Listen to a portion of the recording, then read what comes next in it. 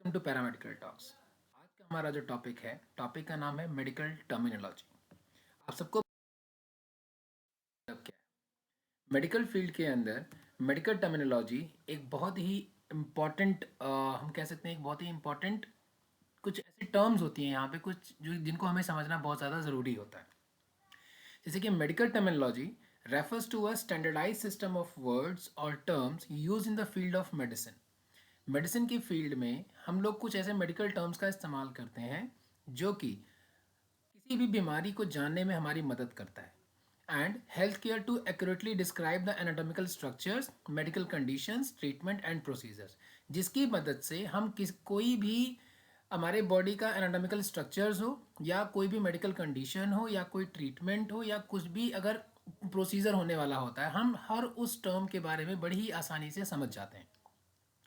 सो medical terminology क्या है? ये एक स्पेशलाइज्ड लैंग्वेज है जो कि डिज़ाइन की गई है एक प्रिसाइज कम्युनिकेशन के लिए between the health care professionals. मतलब अगर दो पैरामेडिकल स्टाफ या दो डॉक्टर्स या दो नर्सेज आपस में अगर बात कर रहे हैं, कोई मेडिकल टर्म्स यूज़ कर रहे हैं, तो वो उसकी हेल्प से हम लोग क्या है, अगर हम लोग को भी मेडिकल टर्मिनोलॉजी के बारे में नॉलेज है तो हम उस पर्टिकुलर डिजीज़ के बारे में, कंडीशन के बारे में बहुत ही आसानी से समझ सकते हैं। आगे बढ़ते हैं। अब जो मेडिकल टर्मिनोलॉजी है ये हमने 3 पार्ट में डिवाइड किया है, ठीक है। लेकिन उससे पहले हम इसके कुछ की एस्पेक्ट्स की बात करते हैं। तो की एस्पेक्ट्स के अंदर हमारा सबसे पहला वर्ड है वर्ड ओरिजिन। मतलब कि ये जो जितने भी ये मेडिकल टर्म्स हैं ये वर्ड्स आए कहाँ से। जितने भी मेडिकल टर्म्स हैं ये सारे के सारे हमारे लैटिन और ग्रीक भाषा से निकले हुए हैं। Understanding the root, prefix and suffix can often provide the insight into the meaning of a term. तो किसी भी मेडिकल टर्मिनोलॉजी को समझने के लिए हमने उसको 3 पार्ट में डिवाइड किया है। पहला है हमारा रूट वर्ड, प्रीफिक्स और सफिक्स। दूसरा हमने इसमें क्या बोला हम लोगों ने, प्रिसीजन। प्रिसीजन का मतलब क्या होता है कि जो भी हम टर्म्स के बारे में बात कर रहे हैं, हम उस टर्म के बारे में हमें पूरी नॉलेज होनी चाहिए। So medical terminology is designed to be precise and ambiguous. This is a crucial in the healthcare settings to ensure that information is communicated accurately and effectively. मतलब कि मेडिकल टर्मिनोलॉजी के बारे में अगर हमें पता होगा तो डॉक्टर हमसे जो भी टर्म्स के बारे में बात कर रहा है, जो भी हमारे रिपोर्ट्स में लिखा हुआ है, हम उसके बारे में बहुत ही आसानी से समझ सकते हैं। और किसी दूसरे बंदे को अगर बताना है कि प्रॉब्लम क्या है, हम उसके बारे में उसको समझा सकते हैं। अब बात करते हैं कंसिस्टेंसी की। सो मेडिकल टर्मिनोलॉजी जो है कुछ स्टैंडर्डाइज रूल्स को फॉलो करती है, जहां पर हम एक अच्छा communication between the health care settings and other regions. मतलब कि क्या है यहाँ पर कि हम एक अच्छी कंसिस्टेंसी के अकॉर्डिंग हम क्या कर सकते हैं, कम्युनिकेशन कर सकते हैं। किसी को भी हम बता सकते हैं कि मेडिकल टर्मिनोलॉजी क्या होती है और उस पेशेंट के बारे में डॉक्टर ने क्या रिकमेंड किया है, कौन सा ट्रीटमेंट रिकमेंड किया है। Accessibility. Medical terminology can be complex. Efforts are made to ensure that it remains accessible to healthcare professional and the students.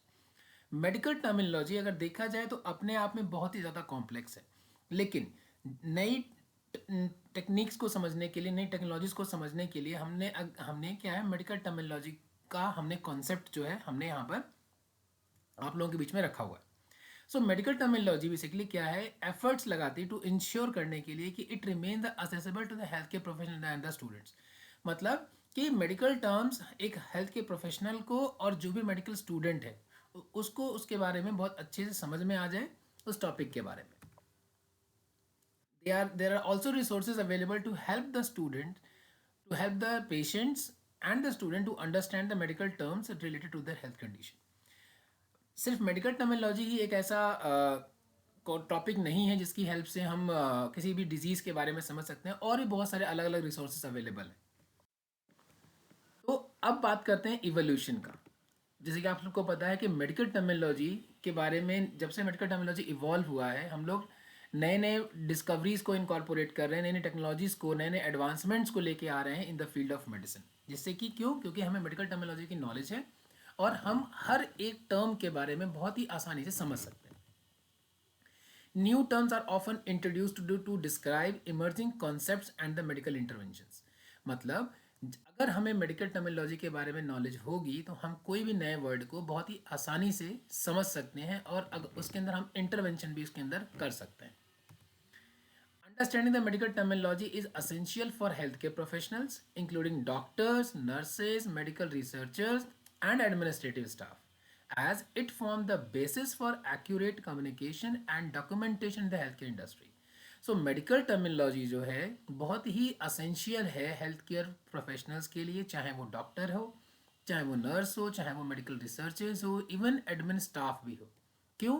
Suppose कीजिए कि अगर कोई पेशेंट हॉस्पिटल में आया है, उसको कोई टेस्ट कराना है, ठीक है, और उस टेस्ट में कुछ जो डॉक्टर ने जो टेस्ट लिखा है वो मेडिकल भाषा में लिखा हुआ है, ठीक है।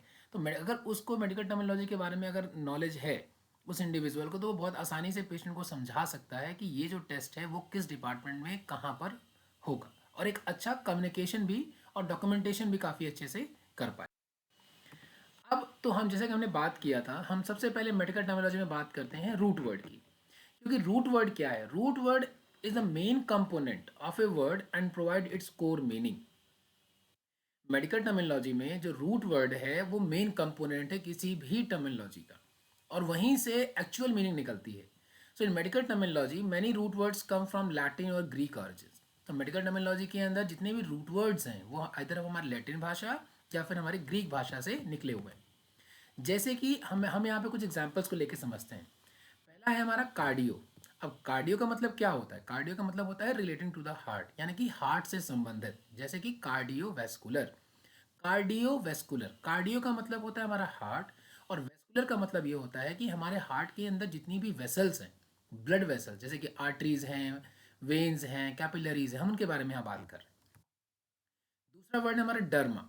डर्मा मतलब क्या होता है? Basically pertaining to the skin, यानी अगर हमें कोई स्किन का इन्फेक्शन है और अगर डॉक्टर ने लिखा है कि आपको हमें डर्मेटोलॉजी डिपार्टमेंट में जाना है, तो हमें पता होना चाहिए कि डर्मा का मतलब क्या होता है। डर्मा का मतलब स्किन होता है। दूसरा हम बात करें यहाँ पे क्या, हिमेट और हीम।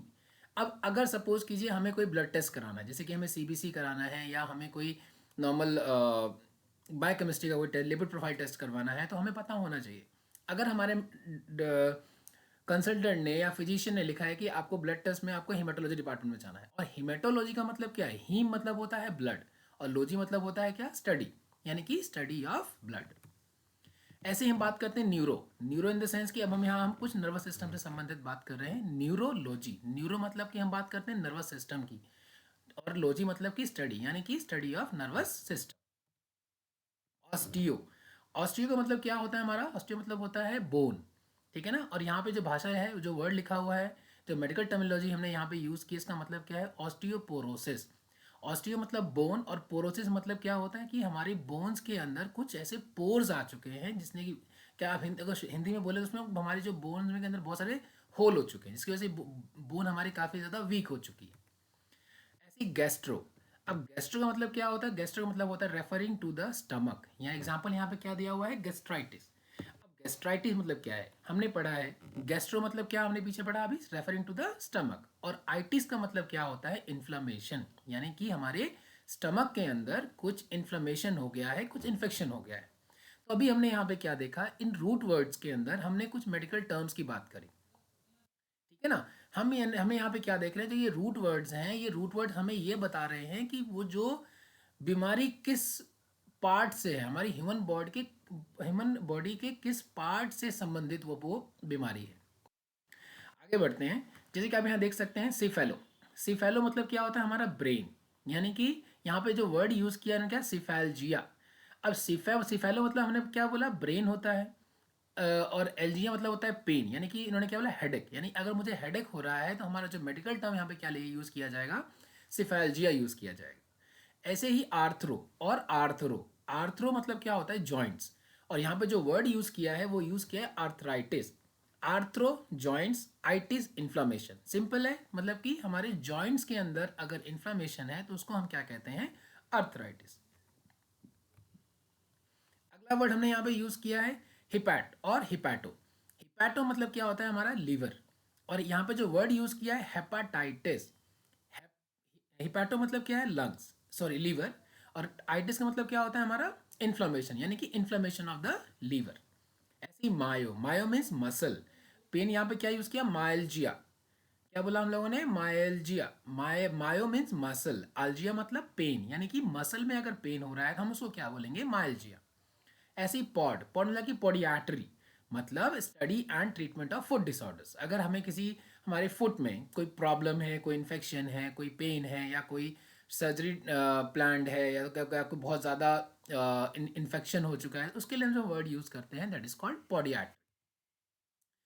ऐसे ही मतलब कि साइटो, साइटो मीन्स क्या होता है सेल, और लॉजी मतलब क्या होता है study, that is called cytology. Cyto मतलब कि सेल और लॉजी मतलब स्टडी, यानी कि स्टडी ऑफ। अब हम बात करते हैं प्रीफिक्स की। अब जैसा कि हमने क्या बोला, जो रूट वर्ड होता है वो हमारा हमें क्या बताता है, उस पर्टिकुलर पार्ट के बारे में बताता है, उस पर्टिकुलर बॉडी के पार्ट के बारे में बताता है। अब प्रीफिक्स क्या होता है, जैसा कि मैंने डेफिनेशन में लिखा हुआ है, prefix are added to the beginning of the medical terms to modify और qualify the meaning of the word. मतलब रूट वर्ड के पहले जो हम वर्ड यूज करते हैं उसको हम क्या कहते हैं, प्रीफिक्स। मतलब again, prefix are added to the beginning of the medical terms to modify और qualify the meaning of the word. जैसे कि एंटी, एंटी मतलब क्या होता है अगेंस्ट, ठीक है ना। अब एंटी वायरल, एंटी मतलब मैंने क्या बताया अगेंस्ट, वायरल मतलब कि वायरसेस, यानी कि वायरस के अगेंस्ट हम एंटी वायरल ड्रग्स का इस्तेमाल करते हैं। ठीक है। ऐसे ही अगला वर्ड क्या यूज़ किया, हाइपर। हम सबको पता है हाइपर मतलब क्या होता है, बहुत ज़्यादा। यहाँ जो वर्ड यूज़ किया है हाइपर ग्लाइसीमिया। अब हाइपर मतलब ज़्यादा, ग्लाइसीमिया मतलब कि शुगर, यानी कि शुगर का लेवल बहुत ज़्यादा बढ़ गया है, तो उसको हम क्या बोलेंगे, high blood sugar. Hyperglycaemia means high blood sugar. Intra, intra मतलब क्या होता है विद इन, ठीक है। एग्जाम्पल यहाँ पे क्या था, इंट्रावीनस यानी कि वेन के अंदर, with in a when. Hypo सबको पता है, हाइपर मीन्स ज्यादा, हाइपो मीन्स कम। सो हाइपोथायरॉयडिज्म, हाइपो मीन्स कम, ठीक है। अगला वर्ड क्या यूज किया, thyroidism means under active thyroid, ठीक है ना। हम सबको पता है थायराइड एक काफ़ी कॉमन हमारे इंडियन पॉपुलेशन में बहुत कॉमन एक बीमारी है, ठीक है। अगला क्या यूज किया हमने, सब, सब cutaneous means under the skin. आगे देख लेते हैं टैकी। अब सबको पता है टैकी मतलब क्या होता है, tachy is related to the fast, ठीक है। तो यहाँ पे वर्ड यूज किया क्या, टैकी कार्डिया। हमने पीछे अभी रूट वर्ड में क्या देखा था, कार्डिया मतलब क्या होता है heart, tachycardia, tachy means abnormally fast heart rate. Bradycardia उसी का जस्ट जैसे हमने हाइपर पढ़ा, हाइपर मीन्स ज्यादा, हाइपो मीन्स कम, तो यहाँ हमने क्या, tachy means fast heart rate, brady means slow heart rate. Dys, dys मतलब डिसफंक्शनल, मीन्स कि अगर जो भी पर्टिकुलर पार्ट है वो ढंग से काम नहीं कर रहा है, मीन्स अगर हमने बोला कि हमारा हार्ट ढंग से काम नहीं कर रहा, तो हम वहाँ जो वर्ड यूज करेंगे dysfunctional, means not functioning properly. AP, AP means dermis, ठीक है। हम लोगों ने, हमारा एक सिस्टम होता है बॉडी के अंदर, इसको हम इंटीग्यूमेंट्री सिस्टम कहते हैं। इंटीग्यूमेंट्री सिस्टम के अंदर हमारी स्किन की बात करते हैं। हम सबको पता है, आप लोगों को पता भी होगा कि हमारी जो स्किन होती है उसकी 3 लेयर्स होती हैं। सबसे बाहरी जो परत होती है उसको हम एपिडर्मिस कहते हैं, ठीक। उसके नीचे जो लेयर होती है उसको हम डर्मिस कहते हैं, और उसके नीचे जो लेयर होती है उसको हम हाइपोडर्मिस कहते हैं। यहाँ वर्ड क्या यूज कर रहा है, एपी। एपी मतलब क्या होता है, outer layer of the skin. A और एन यानी कि एसेप्टिक, एंटीसेप्टिक मीन्स क्या है, हम कोई भी जर्म्स के अगेंस्ट जो हम कोई सोल्यूशन यूज करते हैं, कोई केमिकल यूज करते हैं, that is called aseptic solution. अब बात कर लेते हैं सफिक्स की। अब सफिक्स हम कहाँ यूज करते हैं, देख लेते हैं। In medical terminology suffix are commonly use to denote the specific conditions, procedure और डिजीज, ठीक है। तो सफिक्स बेसिकली हमें क्या बताते हैं, सफिक्स हमें बेसिकली कंडीशन बताते हैं, प्रोसीजर्स के बारे में बताते हैं, और बीमारी के बारे में बताते हैं। जैसे कि आइटिस, आइटिस अगर मैंने किसी वर्ड के पीछे आइटिस लगा दिया है, फॉर एग्जांपल यहाँ वर्ड जो हमने जो एग्जांपल लिया हुआ है दैट इज टॉन्सिलाइटिस, मतलब कि इन्फ्लामेशन, हमारे टॉन्सिल्स के अंदर इन्फ्लामेशन है, दैट इज कॉल्ड टॉन्सिलाइटिस।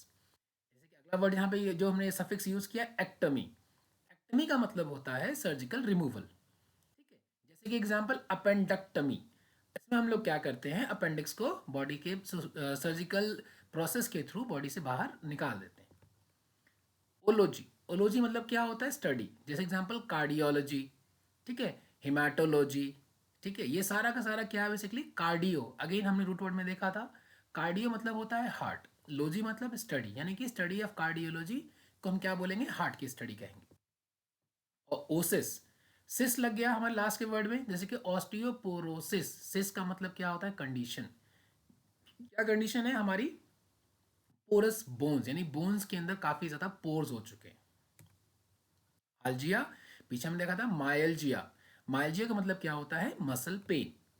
एक्टमी, जैसे कि यहाँ पे जो वर्ड यूज किया है दैट इज कॉल्ड हिस्टेरेक्टमी। हमने ऊपर वर्ड एक यूज किया अपेंडेक्टमी, सेम यहाँ पर हमने एक और वर्ड हम एक्टमी यूज कर रहे हैं that is called surgical removal of the uterus is called hysterectomy.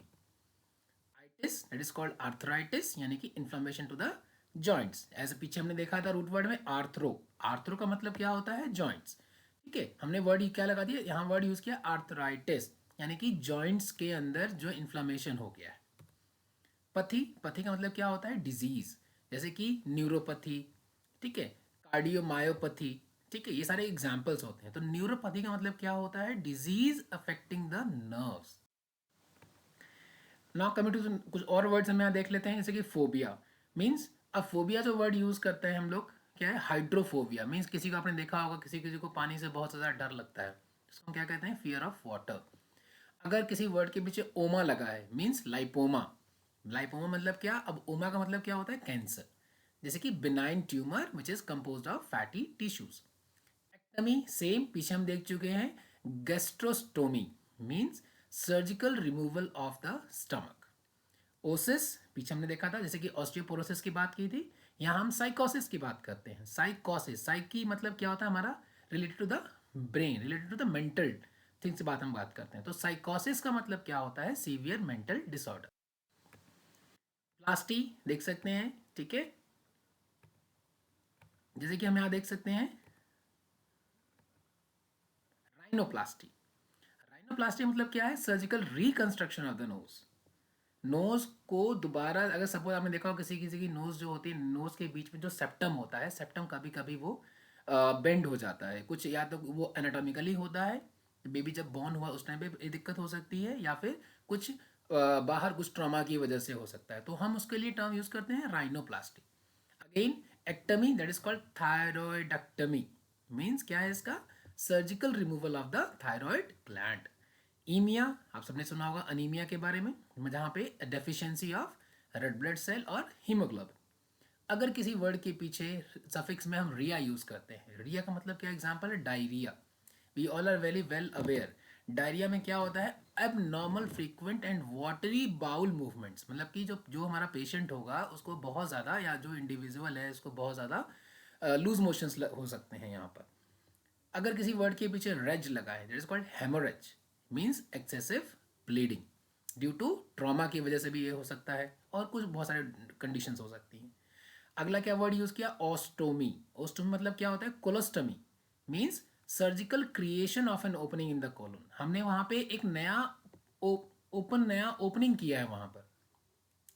क्यों? क्योंकि जो नेचुरल ओपनिंग थी वहां पे कुछ, या तो कुछ ऑब्स्ट्रक्शन हो गया है, या कुछ इन्फ्लामेशन हो गया है, या इन्फेक्शन की वजह से वो पार्ट जो ओपनिंग है वो वहाँ पे वो एरिया जो है काफ़ी ज़्यादा इन्फेक्टेड हो चुका है, तो हमने वहाँ पे सर्जिकल क्रिएशन किया है नया। किसका? ओपनिंग, नया ओपनिंग करके नया कोलोन का हमने वहाँ पे रिकंस्ट्रक्शन किया है। जैसे कि स्कोपी हम सब जानते हैं, एंडोस्कोपी। एंडोस्कोपी में क्या होता है? एंडो मीन्स इनसाइड, स्कोपी मतलब कि एक ऐसा स्कोप, एक ऐसा इंस्ट्रूमेंट जिसके अंदर कैमरास लगे होते हैं, जिसकी हेल्प से हम बॉडी के इंटरनल अगर अगर हमें देखना हो तो हम बड़ी आसानी से देख सकते हैं। अगला क्या है? अर्थराइटिस हम देख चुके हैं। अब नाउ हम यहाँ पे कुछ कॉमन मेडिकल टर्म्स की बात करते हैं, ठीक है, जैसे कि हाइपरटेंशन मतलब हाई ब्लड प्रेशर। डायबिटीज यानी कि एक ऐसी कंडीशन जहाँ पे ब्लड शुगर का लेवल जो है बहुत ज़्यादा बढ़ा हुआ है, एलिवेटेड है। ऑस्टियोपोरोसिस एक ऐसी कंडीशन, जैसे कि हमने पीछे बात किया अभी, एक ऐसी कंडीशन जहाँ पे बोन्स बहुत ज़्यादा वीक हो चुकी हैं, कमज़ोर हो चुकी हैं, फ्रेजाइल हो चुकी हैं, ब्रिटल हो चुकी हैं। आर्थराइटिस यानी कि inflammation of the joints. Haemorrhage means due to any trauma की वजह से बहुत ज़्यादा एक्सेसिव ब्लीडिंग हो चुकी है। कैंसर, पीछे हमने देखा uncontrolled cell growth leading to the formation of the tumours. Pneumonia सबको पता है, inflammation in the lungs. Neurology, just पीछे हमने देखा study of nervous system. Gastroscopy, gastro मतलब क्या होता है? स्टमक। स्कोपी मतलब कि एक ऐसा डिवाइस जिसके अंदर, या फिर एक ऐसी फ्लेक्सिबल ट्यूब जिसके अंदर कैमराज लगे होते हैं, जिसकी हेल्प से हम स्टमक के अंदर देख सकते हैं। ठीक है, अब हम बात करते हैं कंक्लूजन की। तो मेडिकल टर्मिनोलॉजी क्यों